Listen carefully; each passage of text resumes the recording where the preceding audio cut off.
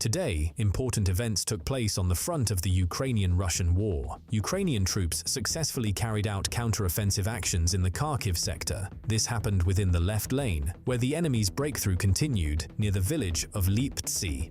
Up to 400 hectares of forest were liberated. The Ukrainian Armed Forces liberated a strategically important area, and the occupier suffered heavy losses in artillery and manpower. Many Russians also surrendered. The attack was carried out with the help of several brigades, the 13th Charter Guard, Kraken, and International Legion. They carried out a comprehensive, successful operation, destroying 3 Russian motorized rifle battalions, a storm unit, and a reconnaissance company of the 7th Separate Motorized Rifle Regiment. After that, the liberated territory was occupied by Ukrainian soldiers from the Charter Regiment. But there are also threats to Ukraine. In the Kupiansk direction, Russian troops are gradually advancing. A forced evacuation was announced in the city and its settlements. The occupants are trying to push through to the Oskil River to continue moving along the river to take Kupiansk-Kozlovyi. But let me not forget to say that Ukrainian artillery is working very hard here, and in order for the occupiers to realize their plans, they will suffer extremely heavy losses. Kupiansk-Kozlovyi is considered to be one of the main targets of the enemy, but unfortunately, the city has already been completely destroyed, but some residents continue to live there. As for the Kursk direction, fierce fighting continues there every day. Russians tried to push Ukrainian troops out of Sudzha. Yesterday, the Russians launched a major offensive against the Ukrainian Armed Forces from Veliki Soldatske to Martinivka, but the Ukrainian troops managed to hold their positions. It is very important for the Russians to seize control of Sudzha, because it is the logistical route to the Ukrainian military in the northern sector. If the Russians succeed in capturing Sudzha, the Ukrainian military in the north will be left without logistical equipment.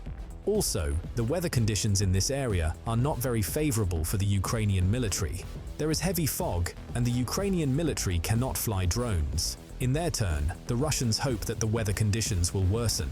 As you know, there are only a few asphalt roads there. The rest is dirt, so if it rains, all these dirt roads will be unusable. And what the Russians hope for is that the Ukrainian operation in the Kursk region will be slowed down, but we will see how it goes further. In the Kurakhiv sector, the occupants managed to advance to Ostrovsky. The Russian invaders are using artillery and armored vehicles a lot. As you can see on the deep state map, the Russians are trying to encircle the Ukrainian military. Currently, the Russians are directing all their infantry and artillery to the seized section of the front line. The main problem with destroying Russian infantry is that the occupiers enter residential areas and hide among the civilian population, so neither Ukrainian artillery nor Ukrainian drones can hit them as well. The same was reported by the press officer of the 33rd Separate Mechanized Brigade, Nazar Voitenkov. Russian soldiers are ordered to blow themselves up with grenades to avoid being captured. He was told about this by a 20-year-old Russian prisoner whom they captured on October 14th. They have orders to destroy themselves. They usually carry grenades with them to blow themselves up in case of emergency, but some of them dare to surrender. We understand that many of our soldiers, our brothers, are held captive by the Russian Federation in terrible conditions, so we need to accumulate the resource of prisoners and try to exchange them for Ukrainian soldiers who have already been there for a month, a year or more, said Nazar Voitenkov. The Selidov sector is also another important area of the front line, where fierce fighting is constantly taking place. Every day, the Russians are trying to take the Ukrainian defenders in their clutches to capture the town. Firstly, the Russians are moving along the railroad that stretches from Sukurino and towards Vishneva. The railroad is an important logistical connection for them, through which they can supply weapons, ammunition, and artillery.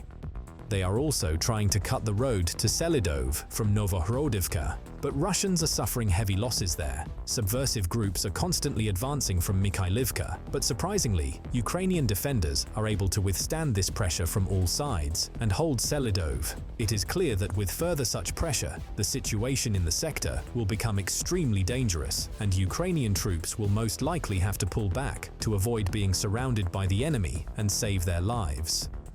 In total, the losses of the Russian invaders amounted to 1,420 people over the last day. Ukrainian soldiers also neutralized 17 tanks, 33 armored combat vehicles, 51 artillery systems, 1 MLRS, 54 tactical UAVs, 83 vehicles, and 5 units of special equipment of the occupiers. Thank you, friends. That's all for today. Subscribe to the channel to keep up with the latest developments. This video was prepared by Hustler. See you soon.